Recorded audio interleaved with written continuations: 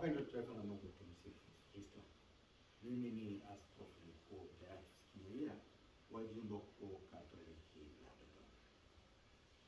Tupo katika kipindi cha Pasaka, kipindi ambacho tunakumbuka na kusherehekea mambo matatu makubwa katika maisha ya Bwana wetu Yesu Kristo: Yesu kwake, kufa kwake msalabani, na kufufuka na kuingia katika utukufu. Mambo haya yote umuhimu wake ni mkubwa kwa maisha yetu ya kiimani, kwa sababu kwa njia hiyo wokovu ulikuja duniani. Tutakumbuka kwamba wazazi wetu wa kwanza, Adamu na Hawa, walipomkosea Mungu, ile neema ambayo mwanadamu alitakiwa azaliwe nayo iliondoka, ilifutika. Kwa hiyo tukawa tunazaliwa bila ile neema ya utakaso. Kwa hiyo Bwana wetu Yesu Kristo alipokuja kwa matendo hayo, akarudisha ile neema. Ndio maana tunasema dhambi ilifutwa. Na zaidi sana akatuachia sakramenti ya upatanisho, ambayo hayo tukiwa tunamkosea Mungu baada ya ubatizo, hiyo sakramenti inatuwezesha tena kufutwa dhambi zetu, tukafutwa, kwa tena watu tunaishi katika neema. Hiyo ni muhimu sana kwetu. Siku hii ni kiini cha liturujia zetu kwa kweli. Watu wengine wao wanafikiri Noeli ndio kufa, lakini Noeli ni kuzaliwa Yesu. Asingalikufa na kufufuka, bado tusingalipata wokovu.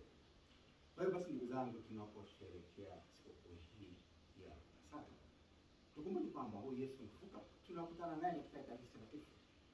Kwa hiyo tuwe watu wa Ekaristi, tupende kuhudhuria ibada ya misa, tupende kukomunika. Kwa njia hiyo tunampata Yesu, tunakaa ndani yetu, na baada ya hapo matendo yetu yafananie huyo Yesu tulimpokea. Tuwe watu wapendo zaidi, watu wanaopenda amani, watu wanaopenda kutoa haki na kadhalika. Tujaribu kukwepa kabisa mambo ambayo hayafananii hiyo Yesu.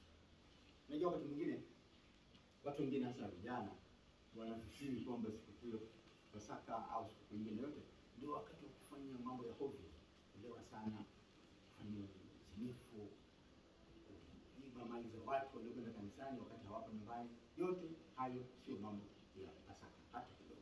Badala yake tuwe watu wa sakramenti, tuwe watu wa sala, tuwe watu ambao tunaonyesha upendo zaidi kwa Mungu na majirani zetu, na iwe ni sikukuu ya familia. Na naposema familia, ina maana pale ambapo kuna baba na mama na watoto washiriki, pale ambapo ni baba tu na watoto wake ashiriki na watoto wake, mama tu labda na watoto wake washiriki, au kama ni kikundi, mko watu fulani, kikundi fulani mnaishi pamoja, hiyo ni familia. Shirikini pamoja na mfurahie Yesu. Kwa nafasi hii pia nipende kupongeza Bikira Maria, kwa sababu mwaka huu anaadhimisha miaka 29 tangu ilipoanzishwa. Hongereni sana Bikira Maria, na tunapopongeza tunasema asante pia kwa yale mambo makubwa mnayofanya. Kwanza ya kutuhabarisha mambo ya habari njema, na pili kutupa taarifa mbalimbali, kila burudani mnazotoa hapa na pale. Tunasema asanteni sana. Na kwa wana Dodoma, nasi tunafurahi kwamba leo mwaka huu Bikira Maria mnatimiza miaka 5 hapa Dodoma. Asante sana, karibuni sana.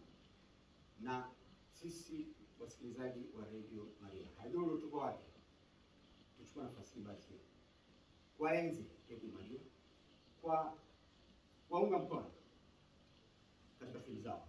Na njia nzuri ya kuunga mkono ni kwa kuchangia, na hasa mwaka huu tunapoongea kuhusu kapu la mama, mambo kila mmoja anayeguswa tuwe chochote anachoweza ili pekee yetu iweze kusonga mbele. Lakini zaidi sana tupende kusikiliza redio. Redio zetu ni nyingi, sio Radio Maria tu, ziko redio mbalimbali pamoja na vyombo vingine vya habari mbalimbali.